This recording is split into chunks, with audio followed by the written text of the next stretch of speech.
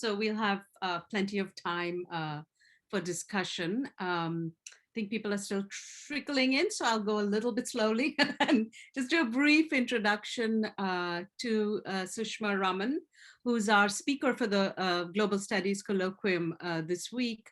And I can't tell you what a pleasure it is to welcome her, if virtually, to Santa Barbara. She's an old friend that we've known from our graduate days in Los Angeles, and also someone I've admired in her self-made and original career path. So she's worked in various parts of the nonprofit sector, from the George Soros Foundation to Ford Foundation, Open Society Initiative, and so on and so forth. So I've been actually wanting to bring her for many reasons, not the least of which she's someone who has been, building capacity in global institutions, but also being able to establish a dialogue between activists and grassroots organizing around social justice, as well as policymakers. So that's a sort of a rare interface. And I think that's something that all of us are interested in one way or another.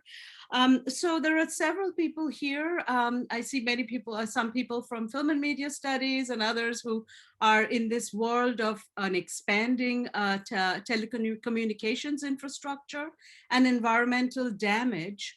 It is a time that many of us are interested in thinking about new rights, or how we can think about human rights once more.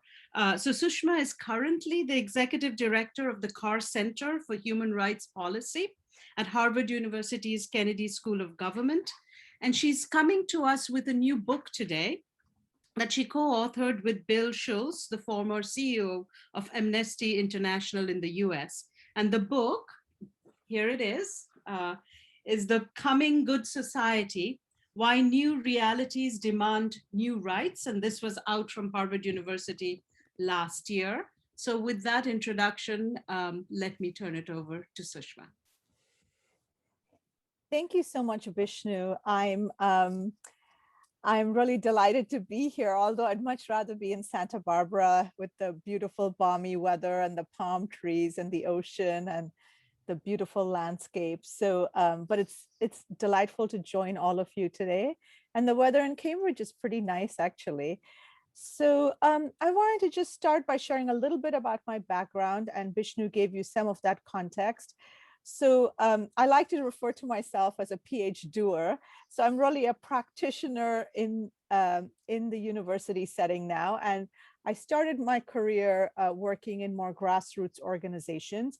I was born and raised in India, came to the US to go to college, and then have been working in the NGO sector and then in philanthropy. And then I've been at the Kennedy School now for several years. I was a California resident for a long time, and I also taught at UCLA and USC in the schools of public policy. So it's really wonderful to kind of come full circle back to the California community and to reconnect with Vishnu and Bhaskar, amongst others. A bit of a word about my co-author, Bill Schulz, who some of you might know. Bill was the former executive director of Amnesty International USA, and really a formidable human rights advocate, public speaker, thinker, one of the most strategic people I know. I met Bill several years ago. We were both judges for the RFK Human Rights International Human Rights Prize, which is a prize awarded annually to a human rights activist. Usually it's someone we would not have heard of in the news. And they get a call one day from Ethel Kennedy saying they've been selected for this award. And then they get 5 to 6 years of not just financial support, but also legal support, communication support, advocacy help, and so on, to really help their organization and movement grow. So we kept in touch. We actually worked together. And then this book was the sort of logical outcome of our work together. Our feeling was that oftentimes people embedded in rights context are focused on the here and now, the current day challenges, the attacks on rights from authoritarians, the issues we care about. And very often we're not looking ahead to the horizon. So how do we think about both balancing the current urgent needs of the day, but also thinking ahead and looking to the horizon. So we both have very different backgrounds, academic trainings, experiences, life experiences, but we try to bring those perspectives together. And I have to say the book was really a learning exercise for me. And I think there's still sort of room to grow, because a lot of these issues are things that we are looking to the horizon. And the book is not necessarily meant to predict a particular path or to prescribe a set of future rights, but rather to provoke our thinking and possibly our collective action for the future. So what we propose is that rights are not static, permanent, or perpetual, and they don't stay the same from generation to generation. We might see some rights evolve over time and change depending on changing norms and circumstances.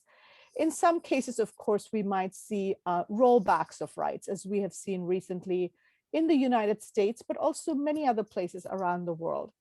And then in other contexts, new rights might arise that few people might have thought of before. And when that happens, we might think of it as undergoing a revolution. And so this is a premise of our book, which we did not think was particularly controversial, but it turned out to be quite controversial among academics within, within the university, but also beyond. And many academics and even practitioners might say that in the face of assault on rights from authoritarians, we should really narrow our focus on the most essential rights, such as the right to live free from torture, or to ground them in something eternal and permanent.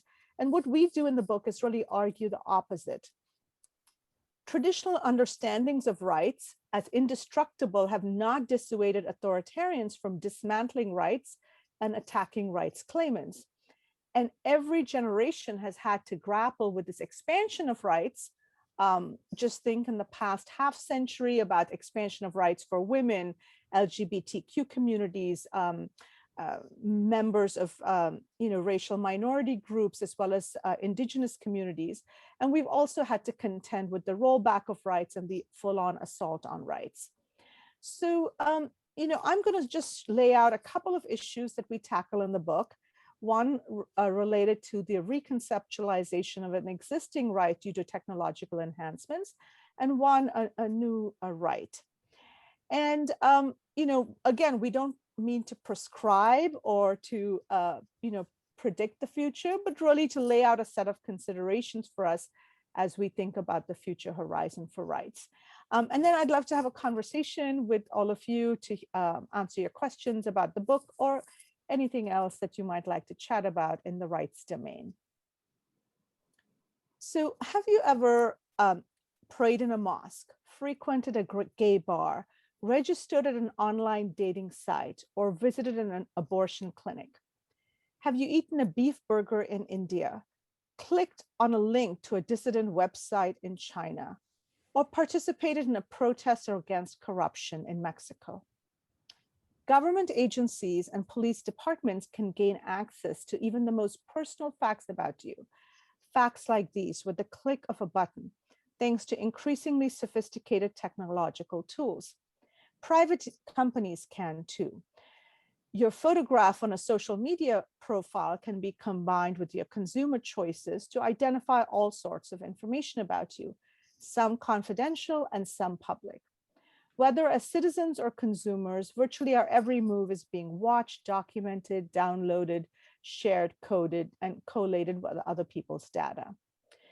New developments in technology are threatening to compromise the right to privacy, an international human right grounded in the Universal Declaration of Human Rights and the International Covenant on Civil and Political Rights, and codified in over 150 national constitutions. There are several sweeping societal changes that are driving these threats. First, the pervasive use of new technologies, including by private actors, that intrude into all aspects of our private and professional lives. Second, the persistent fear of terrorism that has influenced public policy decisions around the world since 9/11, and the increased digitization and commodification of our public and private lives. Many of these controversial and widely publicized threats to privacy were instituted in the context of the war on terror. The Patriot Act, for example, passed 45 days after 9/11, made it far easier for the US government to track cell phone calls and bank accounts, and initially even what materials we were withdrawing from our public libraries. US courts regularly wrestle with the question of what constitutes legal search and seizure under the Fourth Amendment, and when law enforcement officials need to get warrants to carry them out. But these privacy endangerments don't really are not limited to tracking alleged terrorists or criminals. We wake up to a range of smartphone devices at our home. We have an alarm. We click like on our social media feed, often without even getting out of bed. We turn on our smart televisions. We step onto our smart scale to check our weight. We log our breakfast in an app. We click thumbs up on a song we enjoy. We turn on traffic apps. And barely an hour has passed in our day, and a composite digital picture can be created by these devices of our likes, dislikes, consumer choices, illnesses, religious and romantic preferences, and our most private concerns. Even our children are not immune from such data gathering, because smart toys such as stuffed animals and dolls may have cameras, geo-tracking technology, and voice recorders. And this rise of big data, the compilation and analysis of millions of our self-generated digital footprints, combined with machine-generated data from our smart home devices and machines, is really one of the most complex privacy rights concerns of our time. So we might be tempted to think of the right to privacy as a far less important right than many other rights, like the rights not to be tortured, disappeared, or executed extrajudicially. And indeed, that is often the case. But the reality is that the violation of the latter rights might cause their victims enormous suffering and their lives, but infringements of privacy seems more of like an inconvenience, or it could be something that is optional for us. But the reality is, in many contexts, violations to our privacy go hand in hand with violations of broader political rights. Very often, authoritarian governments are tracking their citizens as well as visitors' every move as a way to identify dissenters, to punish them, or to prevent them from protesting government policies. Violations of these privacy rights are often the canary in the mine shaft to signal violations of rights of a more serious nature. Facial recognition software is something that has been in the news quite a bit. We might think that we own our physical face, but these images of our faces are often taken without our consent in public spaces. And these images are owned and used by a range of government agencies, such as the police and the FBI. The FBI can get access to drivers' photographs without a warrant. And recently, in fact, there's been work done by colleagues at Georgetown that has unveiled how ICE has been getting access to photographs of driver's licenses in order to track down undocumented people in states that have been giving undocumented people driver's licenses. So the police in some states like Florida have body armor equipped with facial recognition software that reveals the identities of those they encounter without the police having to first get permission. So this use of facial recognition is not just limited to use by government agencies. It is possible that we might in the future see billboards where the ads will change to reflect who you are, what you have purchased before. And the person in the ad might be, their face might have a composite of your best friends, which might make you more likely to buy these products. Facebook, Snap, and other social media companies have built vast databases of millions of faces with related information, such as biographical data, contact lists, places you visited, hobbies, and so on. This still all seems somewhat innocuous, but think about the criminal justice system in the US, which uses a threat or risk score to predict whether an individual will commit a crime in the future. This in turn affects whether he or she would be allowed to post bond and in what amount. It could also influence their sentencing. So local law enforcement agencies are increasingly turning to programs that comb through billions of data points, including prior arrests, real estate transactions, web searches, and social media, in order to create these color-coded threat scores. And this can be combined with scans of license plates, social media hashtags, data from cell site simulators, and camera recordings from police cameras, from both police cameras and from private business surveillance systems, all in real time. And this threat score is increasingly being used by police departments when they respond to emergency calls. And this, of course, is a particular concern for African American and other communities of color who've long been subject to forms of discrimination and rights violations.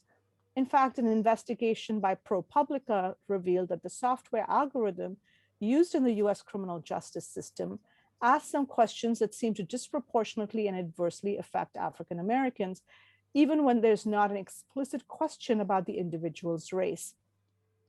ProPublica alleged that the algorithm falsely flagged Black defendants as future criminals, wrongly labeling them this way at almost the rate of twice the rate of white defendants. The criminal justice system also relies on facial recognition software, which might have a racial bias problem. African Americans are at least twice as likely as members of other races to be targeted by police surveillance, to be pulled over by police, and to be arrested. This, combined with misidentification by facial recognition and inaccuracy in the underlying algorithms, can lead to devastating consequences.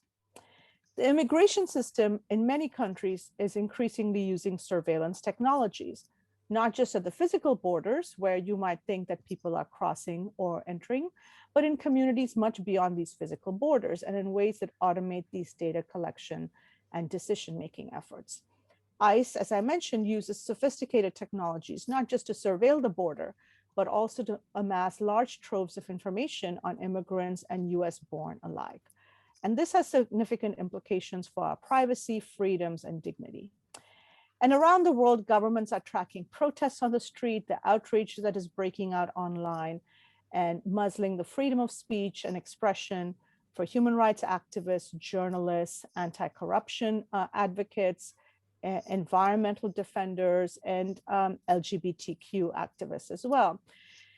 The coronavirus pandemic has only intensified this tracking and surveillance effort, often in the name of public health. The use of contact tracing apps and other means to track individuals' physical locations and contacts during the pandemic raises questions as to whether these increased surveillance powers will eventually become permanent.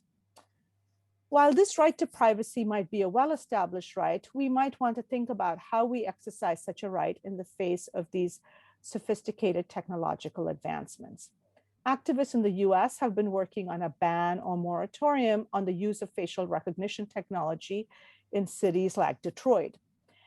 Human rights groups around the world are protesting the use of surveillance technologies by digital authoritarians who are tracking down journalists, dissidents, and democracy advocates.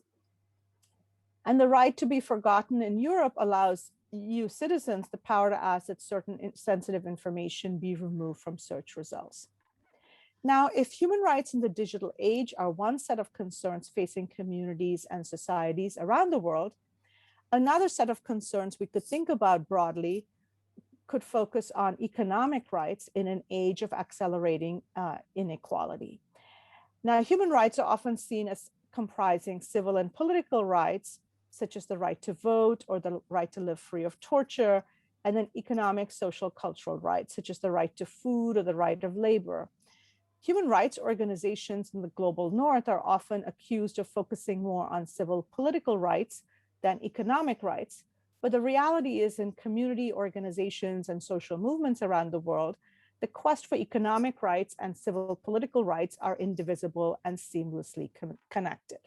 So very often, indigenous communities are thinking about the right to water. They're also thinking about issues of environmental justice, holding government leaders accountable. So communities are often thinking about these issues seamlessly.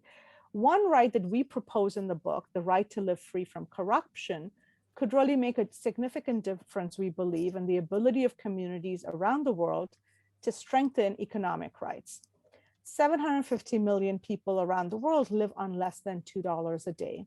And the international community could consider this as living really in extreme poverty. Now, many of us are familiar with petty corruption, which has been defined by Transparency International as the everyday abuse of entrusted power by low and mid-level public officials in their interactions with ordinary citizens who are trying to access basic goods and services in places like hospitals, schools, police departments, and other agencies. Petty corruption does affect the poorest of the poor and the most vulnerable. Studies show that poor households in Mexico can lose a quarter of their income to petty corruption. Only 20 cents on the dollar of school funding in Uganda reaches the schools. Far from the poor being a drain on public resources, like many might say, petty corruption actually causes the poor to pay excessively for basic goods and services that reach the rich and middle class automatically. Now, there's grand corruption as well, which refers to corruption at the highest levels of government, where rulers might gain personally at the expense of the public. And of course, these examples of grand corruption abound in the world today. So corruption is linked to human rights, we argue in our book, in at least 4 ways. And corruption in the past was not always viewed in a human rights context. Corruption initially was often seen as the cost of doing business for international companies or multilateral organizations. It then became viewed in more of a financial or economic lens as what is the loss to a country's gross domestic product. But it's only recently that people have been thinking about it within the human rights framework. And we say that it's linked to human rights in at least 4 ways. First, it affects the poor far more than the rich and limits their ability to exercise and achieve a range of economic and political rights and to realize their full human dignity. Second, it hinders the capacity of the state to garner and spend revenues on the basic needs of citizens, which then really affects the ability of the state to meet these economic rights of people. And how does the state then build a good society? Third, the sources of illicit money are often tied to illicit activities that are detrimental to the rights, security, and dignity of millions of already vulnerable people. We might think of labor trafficking or narco trafficking. And finally, and probably the most important, the corrupt design of institutions, laws, policies, and information exchanges benefit the powerful at the expense of those who lack power. So international law does not currently consider corruption a violation of human rights, even though the former UN High Commissioner for Human Rights, Navi Pillay, former UN Secretary General Kofi Annan, and others have really underscored and emphasized the corrosive effect of corruption in societies, including on rule of law and democracy. The UDHR, the International Covenant on Civil Political Rights, and the International Covenant on Economic, Social, Cultural Rights don't even mention the word corruption. And we think this is a major gap, and we support the formal establishment of a human right to live free of corruption. Now, why would it be important to recognize such a claim as a right rather than a nice idea or maybe even a public policy? And this is something we've been asked, like, why are you proposing an expansion of rights when our existing rights have not been secured? When something is proclaimed a human right by the international community, it can signal the establishment of a globally recognized norm that cannot just be dismissed as some do-gooder or NGO's conception of a best practice or some nation's particular policy. It really is a feature of human dignity and the good society that has been sanctioned by the world community. And then that triggers all sorts of benefits to people around the world. It allows, for example, grassroots activists to put pressure on governments or corporations with violating standards that are international. It allows one to appeal to UN special rapporteurs or other bodies to expose violations of rights and to ask for accountability. This is why First Lady Hillary Clinton said women's rights are human rights at the 1995 Beijing conference, and it was so resonant to us. It was not that no nation had ever recognized women's rights, but she was saying that these rights ought to be understood more than national kind of preferences. They need to be adopted as universal rights and really are important to having a good society. So these are just 2 examples of rights that we cover in our book in terms of an existing right that we think needs to be, re-examined in the context of, our current technological age, and then a new right that we think would help us in securing a range of other rights. So there's so much more I could talk about, but I think I'll pause at this time and turn it back to you, Bishnu. Thank you, Sushma, there's lots to talk about. I'm sure people have all kinds of questions.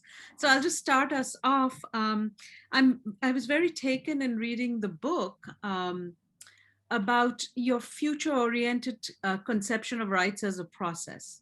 That in fact, we don't think about the present, but the rights are rights to come. So there's a kind of a global normativity towards which we work. And I'm thinking of, now the questions around policing, for instance. I mean, it'll be years, for things to actually crystallize as rights, but the activists have been pushing us to rethink the norm, etc. So my question is a broad one. One of what has the writing this book while you were writing it, and then this year of the pandemic has put health on the forefront, right? So I'm wondering if you could speak to that, because of course we know that economic inequities have exacerbated who gets health. But on the one hand, so that fits your idea of what kinds of new rights emerge. But there's also the question that had it not been for contact tracing, in some communities, we wouldn't have been able to arrest community transmission. And we've seen this all over Asia, right? So there's very mechanisms, and I'm also thinking of the Capitol insurrection, right? The very mechanisms that we have long fought against, like the deadliness of ICE and the war on terror. And now, of course, I want the domestic terrorists to have that risk score, right? So you know what I mean? So that kind of surveillance network is much more confusing to me. Yes, Now, absolutely. before, so I'll just leave it there. Yes, absolutely. I think that you raised some really good points. So I'll touch on the pandemic first. As you know, because you're an academic, the process to write a book and get it published by an academic press is long and laborious. So this really was written prior to the pandemic. So, we didn't know what was necessarily, kind of, emerging on that front. But we do touch on gene editing and some of the implications for the right to health when you have like significant health advancements in one domain and people who are left behind. And I think the pandemic has exposed existing inequities and laid bare. So in the last year, we've seen, the tech CEOs expand their wealth, by billions. And then you have people who are deemed essential workers really suffering in terms of lack of labor protections and so on. So I think that, if anything, I think the pandemic has sort of reinforced the relevance and importance of rights for all of us. It's not just something that affects people, who are subject to rights violations. We are all in a way affected by this larger landscape, this transformation due to the pandemic. I do agree that there are very often tensions between, the right to privacy versus, for example, the, ensuring a right to health during a pandemic or during some sort of emergency. I actually wrote an article on the January 6th insurrection. I'll see if I can locate it and put it in the chat or send it to you later. It's in Foreign Policy. And I think, the big dilemma is how do you ensure accountability without strengthening the powers of the surveillance state, right? And there have been efforts to literally track down the people who were involved in January 6th using their very videos and photographs that were uploaded onto Parler and other sites to ensure that we arrest them. But what we found repeatedly, whether it's 9/11 or other contexts, is these technologies then eventually very quickly get used on immigrants and refugees, trans people, religious minority groups, and so on. And so there's just a need to ensure diligence and to ensure that such technologies are not just viewed as neutral and as, sort of increasing our efficiency.